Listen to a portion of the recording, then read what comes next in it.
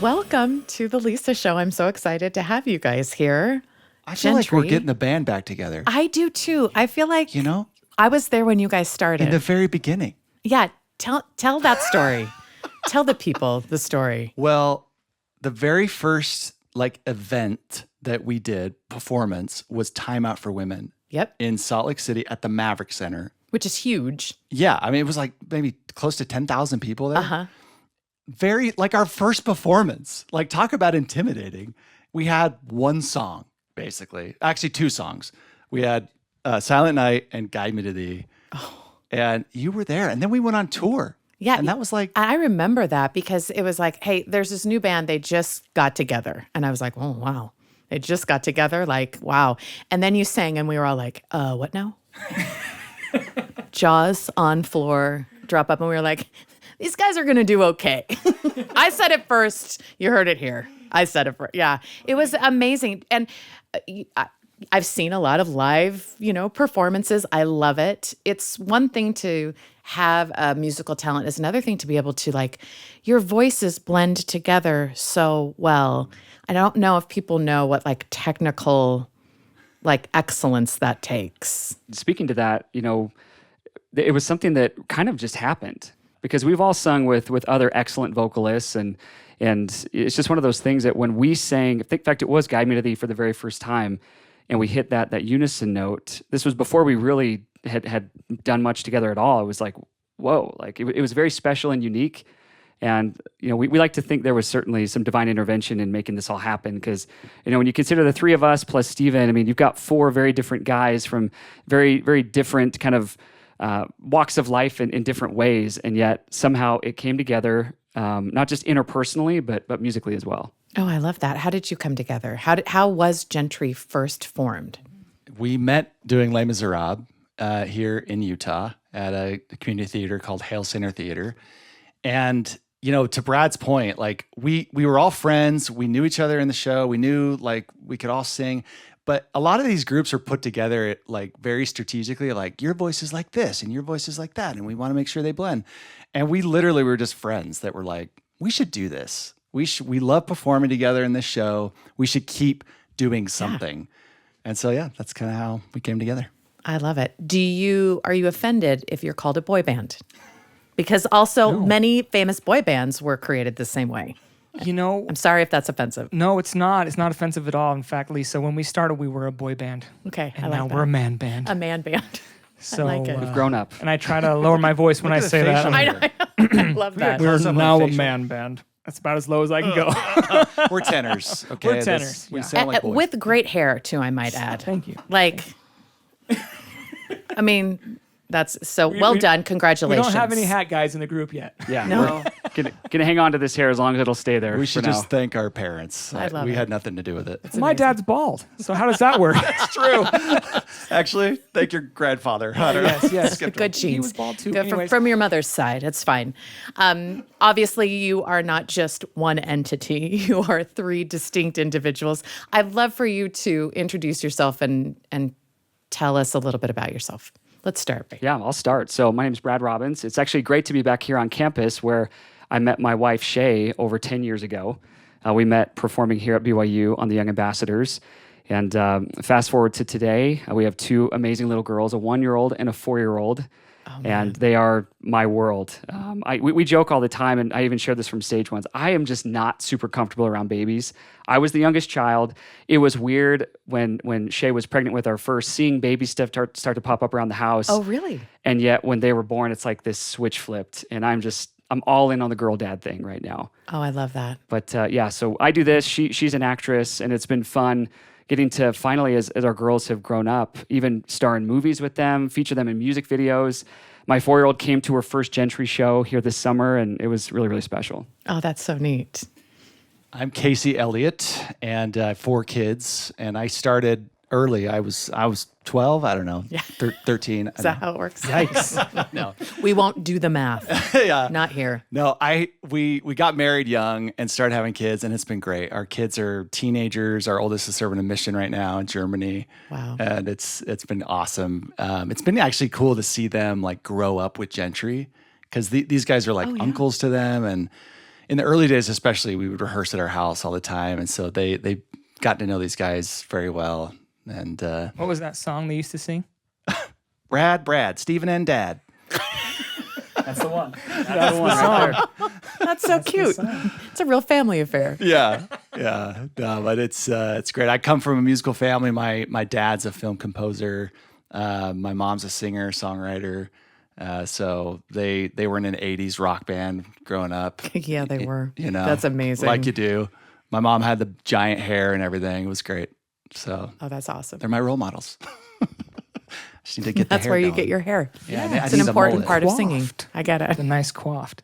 Well, I'm Bradley Quinn Lever. I go by Bradley Quinn in the group because there's 2 Brads here. But So confusing. Brad, Bradley Quinn. I'm confused. I grew up in Murray, Utah, and I've got a wife, a little baby girl, a little puppy, Nala, and a girl on the way. So cute. So cute. Grew up playing sports, played soccer at Westminster College. Okay. Didn't really think I was going to pursue music very much, but I learned that there was this show called Joseph and the Amazing Technicolor Dreamcoat, which you didn't have to wear a shirt in. So I worked out really hard and I made that show. That's amazing. It was a lot of fun. And then I caught the theater bug and then I met these guys and the rest is history. So I love it. Well, you can tell that you have joy in doing it, that you love doing it. And, at our podcast, we'd love to talk about like living a good life, like living your best life. And I just think you can't have that conversation without talking about things that bring you joy and the arts and these creative expressions and the things that mean so much to you. And it makes it especially special around Christmas. And Christmas music, there is a special love for Christmas music that I think a lot of people have.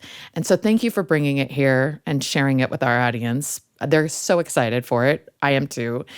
So I'd love to talk a little bit more about Christmas time, and the music around it. But at first, I would love to know, like growing up, what are your favorite memories of Christmas and your Christmas, whether it's traditions or just the things that have stayed with you through to adulthood? some of my favorite family Christmas traditions where we used to go to a place called Wheeler Farm in Murray, and they had a wagon ride that went through like the little farm, and they had hot chocolate and everything. And then we also went to a place called Winder Dairy.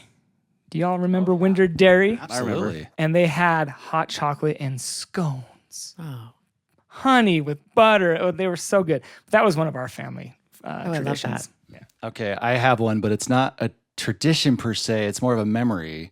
you got it. I loved to dress up like Santa Claus as a kid. And I worked as a host at Wingers. And I thought, The chicken wing place? yeah. Okay, cool. This And is a so great story. I This is thought amazing. I thought to myself, I'm gonna dress up as Santa Claus because it was like a few days before, like the week of Christmas. I was like, why not? I gotta work. I might as well be fun and festive. So I was Santa Claus and I'd greet people and then the voice and everything. I was 15, or actually I was 16 because I was driving. I was 16 years old, and this family was like, "Wow, you're really good at this. Would you come? Can we hire you to come play Santa Claus for our family party?" And I was like, "Heck yeah!" So I am on my way to this gig, my first gig, as Santa Claus. Oh, yeah. And I have the beard on and everything because I didn't want to like risk getting out of the car and like ruin some childhood. And so I was in the full getup, and I hit this car in front of me. I got distracted and I hit this car. It wasn't bad. It didn't cause any damage, but it was just like a little bumper tap. And so it was in the busiest intersection in Bountiful where I grew up. And this sweet old lady gets out and she's holding her neck. And this is like the busiest time of the year in the busiest intersection of the city. And then I get out in my Santa Claus costume. I'm like, Did you keep the beard on at least? oh, absolutely. I'm not going to take it You have off. to commit to the bit. I was like, I'm so sorry. I mean, I'm so sorry. You ran over grandma. Then she came The to and tides she's have like, turned. Santa, why are you like $1.60? You sound like a child. Grandma got run over by Not a reindeer. No, Santa. by Santa himself. By Santa himself. Run. Wow. My But God. everything was fine. But Did she press charges? no, she didn't even like. There was literally no damage. But she was convinced that she'd hurt her neck. Sweet lady. But all these cars started honking, right? And all these kids were like, "Hi, Santa!" from their cars in the intersection. I'm like, "Hey, everybody!" Wait, what was Santa driving at the time? It was a 1992 Toyota Corolla. That's what I imagined. drive. That He likes Santa good would gas drive. mileage. Yep. Practical. Oh my gosh, that's a great memory. I mean, I can't top Yeah, that. can you That's top for sure. that? No. Did not you at dress all. up like Never something? dressed up An as Santa. elf? Yeah.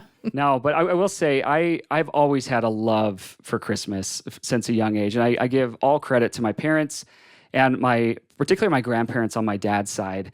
So my parents were just very good about having all these little very simple traditions, but it was like, going out to the Christmas tree lot and getting a real tree and then bringing it in the house always smelling like fresh pine, doing the Christmas cookies, having a little elf with the countdown with the candy in it, and every day you got to go and change the number. And as I've become a parent myself, it's reminded me that two things. Number one, like the magic of Christmas, like you get to create for your kids.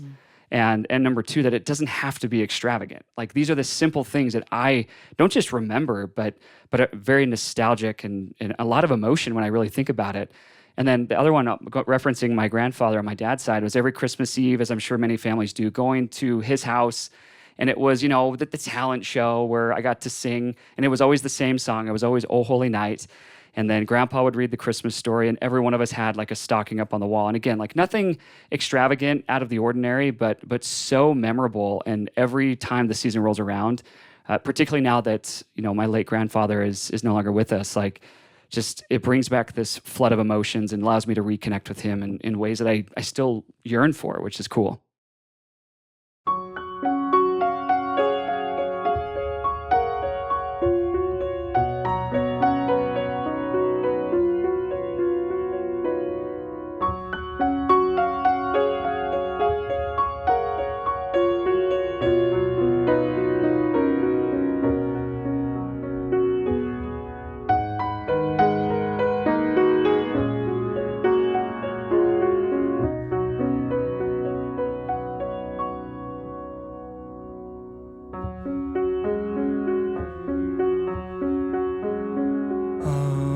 Away in a manger, no crib for his bed, the little Lord Jesus laid down his sweet head.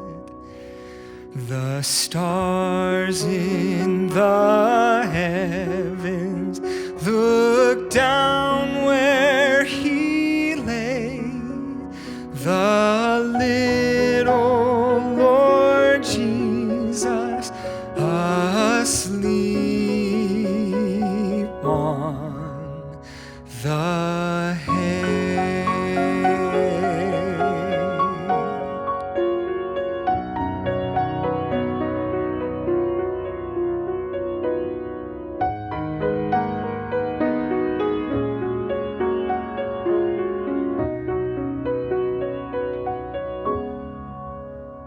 The cattle are lowing, the poor baby wakes, but little Lord Jesus, no crying he makes.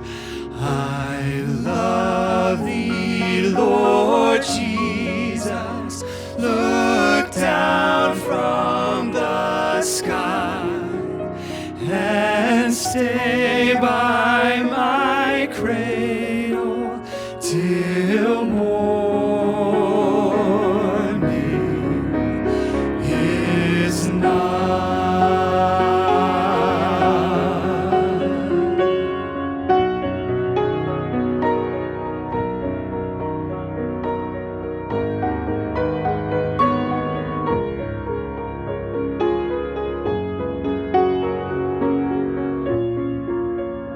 Be near me, Lord. Jesus, I ask thee to stay close by me forever and love me, I pray. Bless all the dear children in thy tender care, and fit us for heaven to live with thee there. To live with thee there.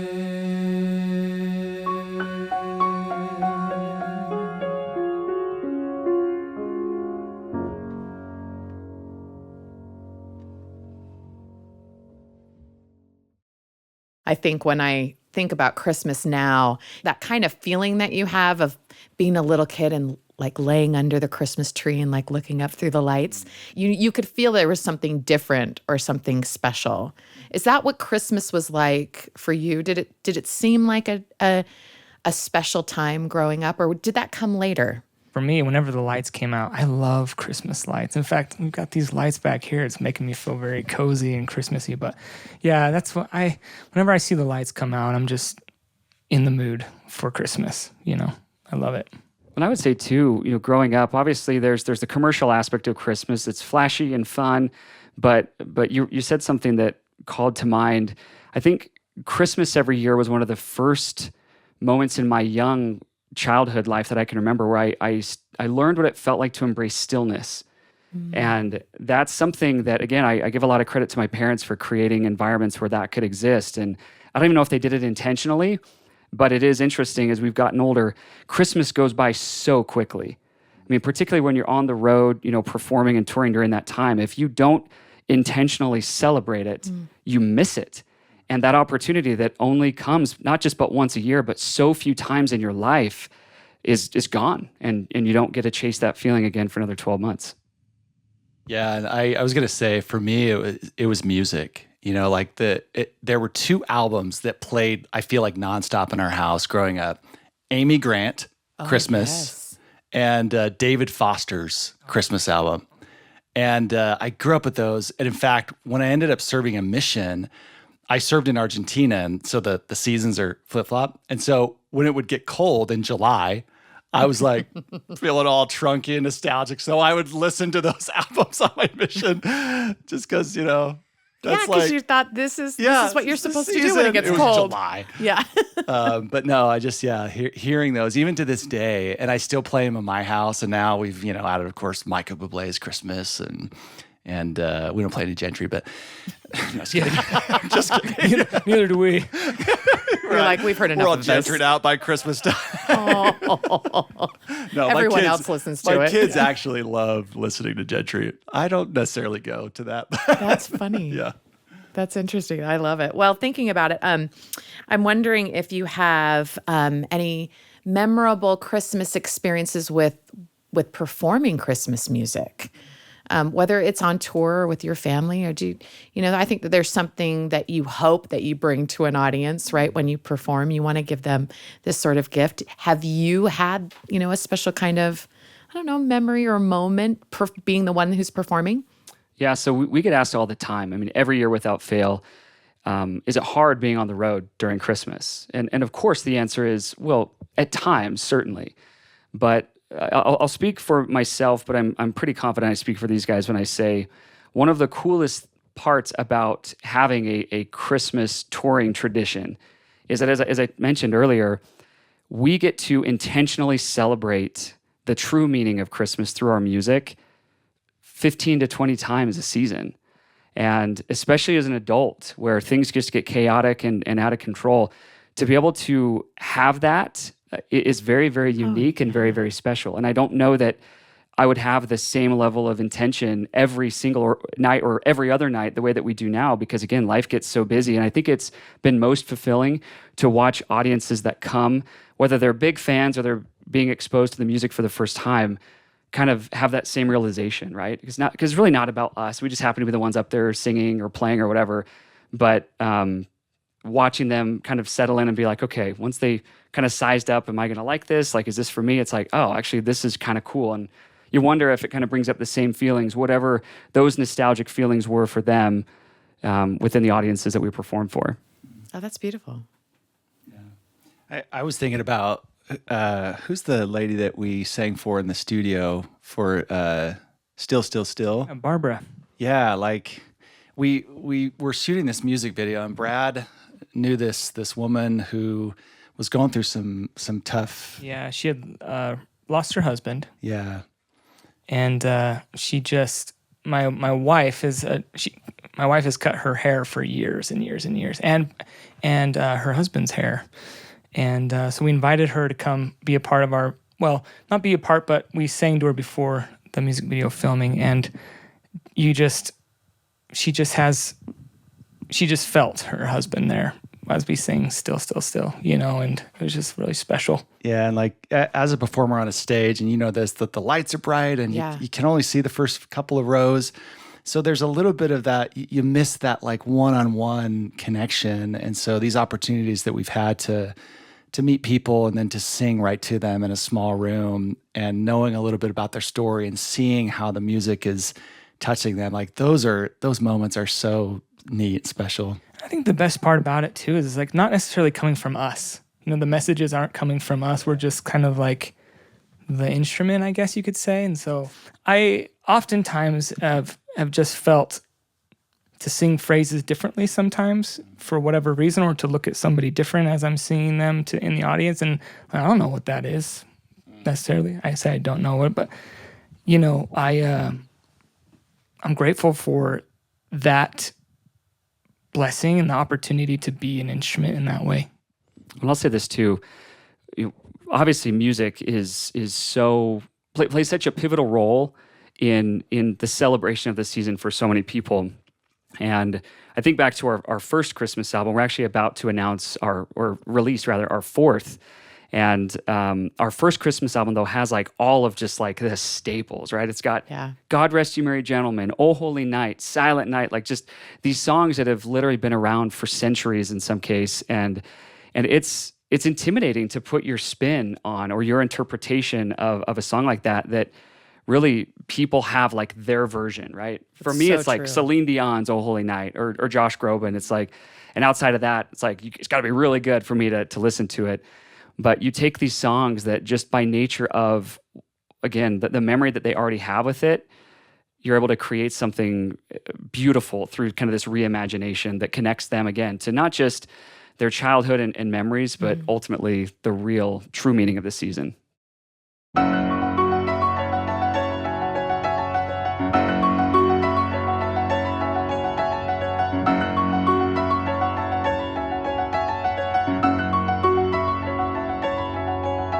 God rest ye merry gentlemen, let nothing you dismay. Remember Christ our Savior has born on Christmas Day to save us all from Satan's power when we were gone astray. Oh, tidings of comfort and joy.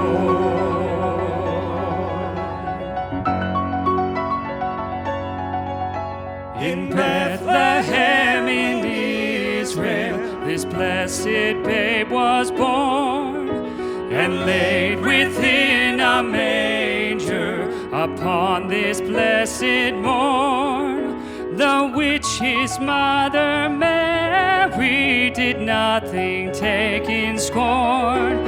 Oh, tidings of comfort and joy.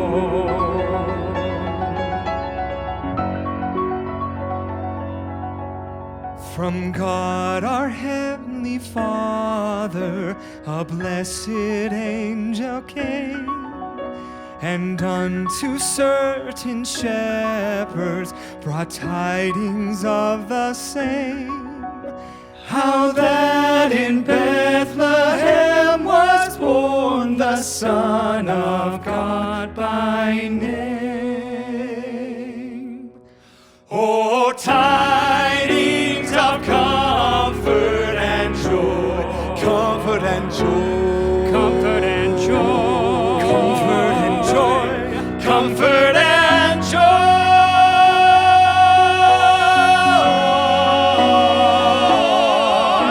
Now to the Lord sing praises, all you within this place, and with true love and brotherhood each other now embrace. This holy tide of Christmas all other doth deface. Oh, tidings of comfort and joy, comfort and joy, comfort and joy, comfort and joy, comfort and joy, comfort and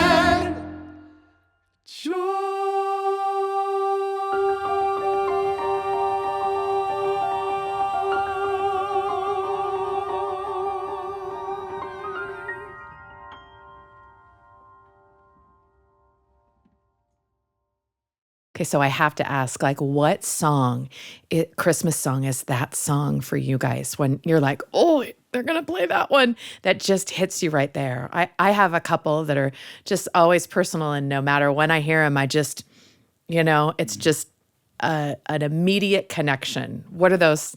What's your favorite Christmas song for that? You want me to start? Yeah, I know. Oh, Holy Night. Yeah. Oh, Holy Night. And I kind of already spoiled it, but Oh Holy Night. Well, and Okay, there's so kind for all of you, sincerely, and was it that way before you met? Like you have a connection to it growing up? Honestly, like for me, I of course have always loved the song. It's very theatrical, which I love. It's so dramatic. Yeah, so dramatic. It has this journey and it gets big at the end.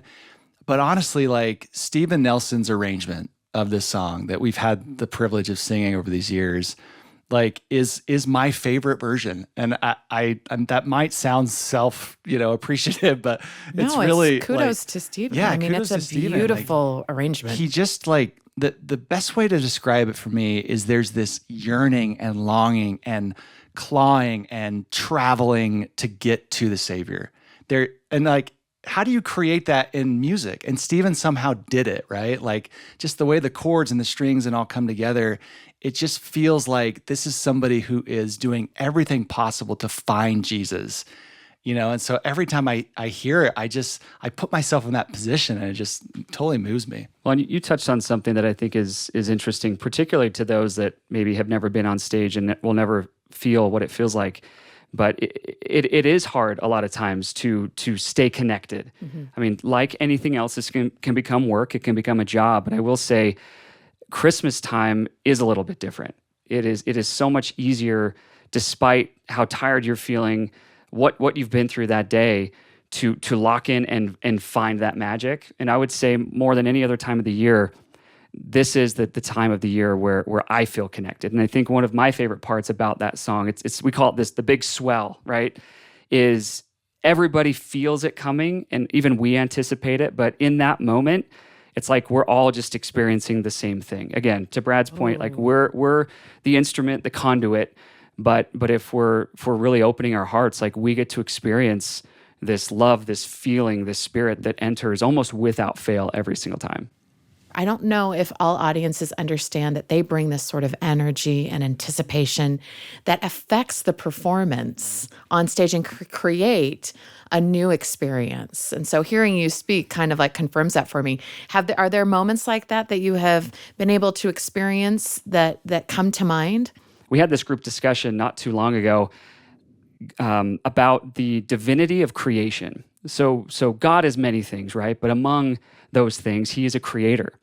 And I think what you were describing and what people maybe feel but can't effectively articulate is part of the magic of live performance is watching something, even if it's been rehearsed over and over and over, maybe even done multiple times, be created in the moment in that way for the first and last time. Yeah. It'll never exist again. Yeah. And I think that's one And of you the all things we shared it pride together. ourselves on, right? Is we try not to be perfect every performance, because if you've ever done live performance, sorry, it's never going to happen.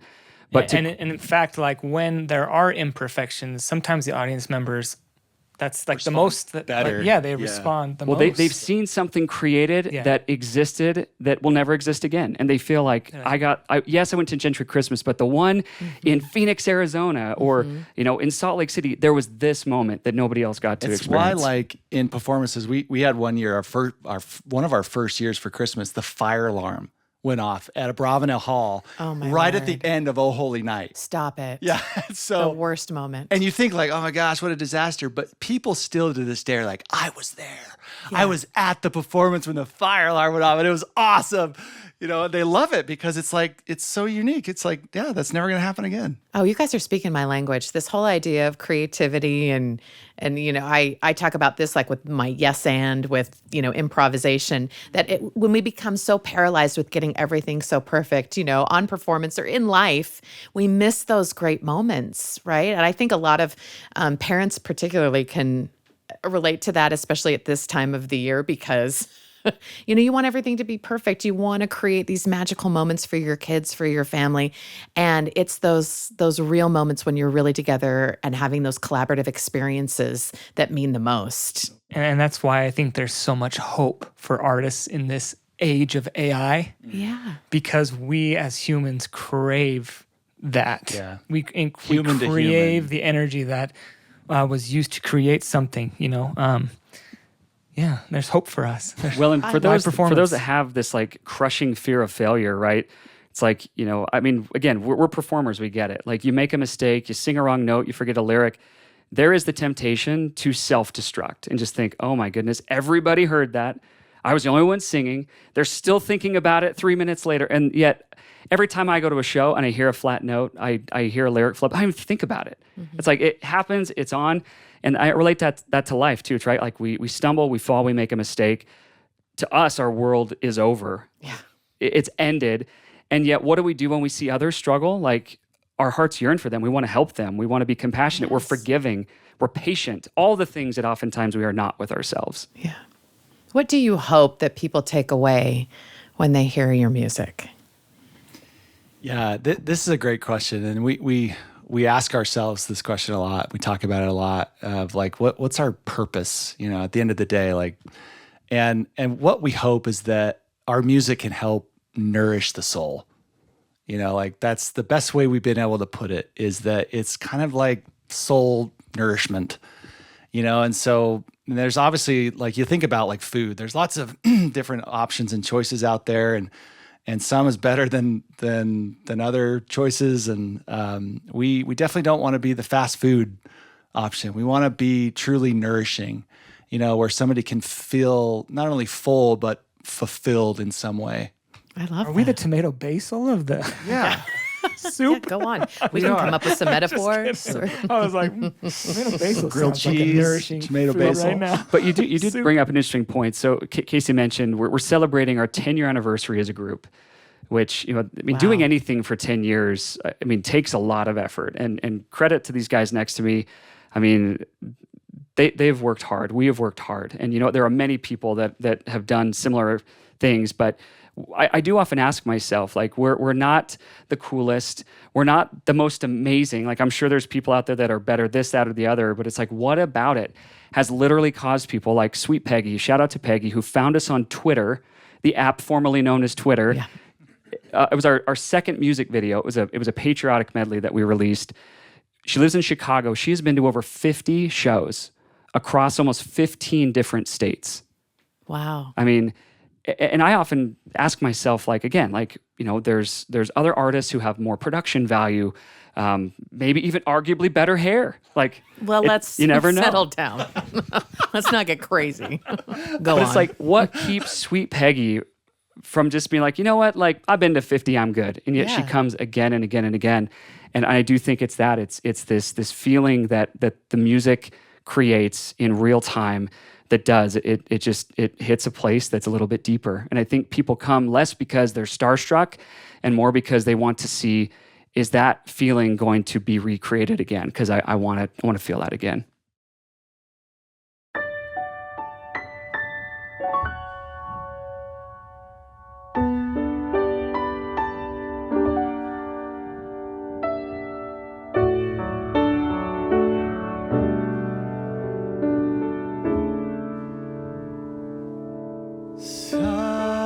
Silent night,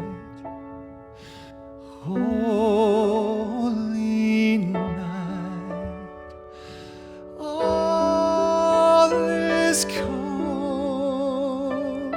all is bright, round yon virgin mother and child, holy infant, so tender and mild, sleep in heavenly peace. Sleep in heavenly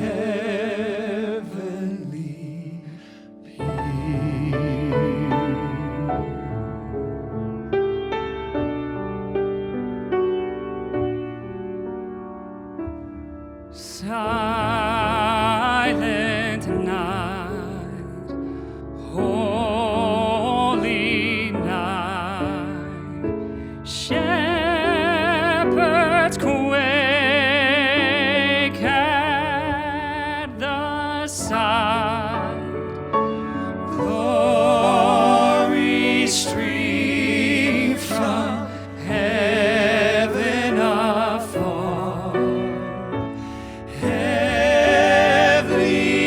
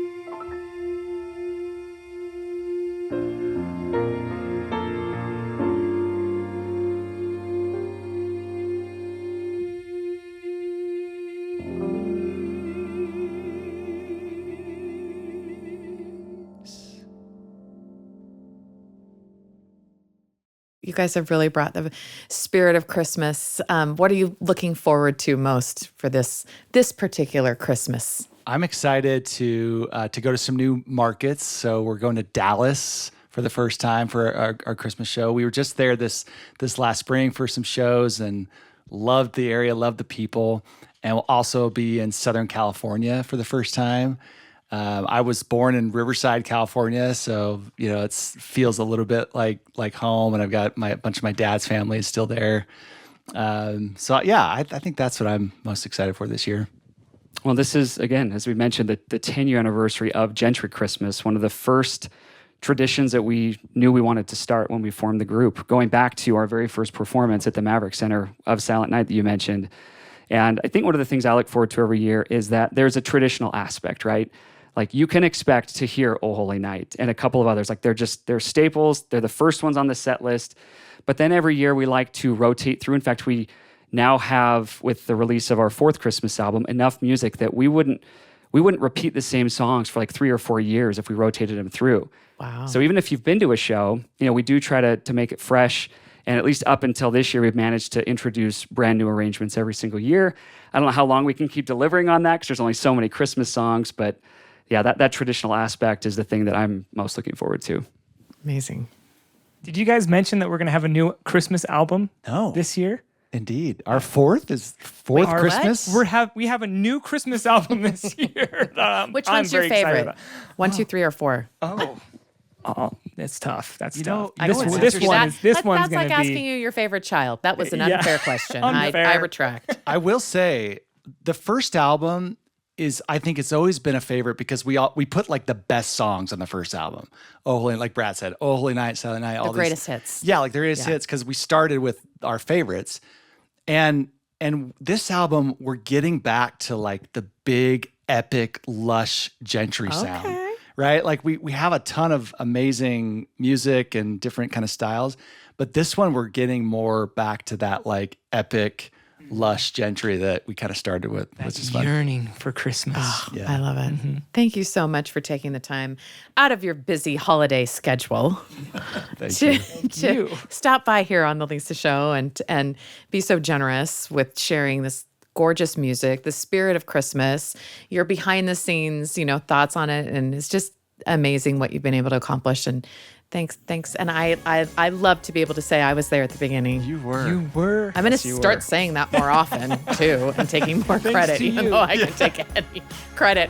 That's just how this is going to work from now on. You should just take all the credit. Did you hear it? I take credit for these guys. Yeah. You guys, It was you're me. welcome. Merry Christmas. Thank you so much for being here. Thanks for having us. Good to see you.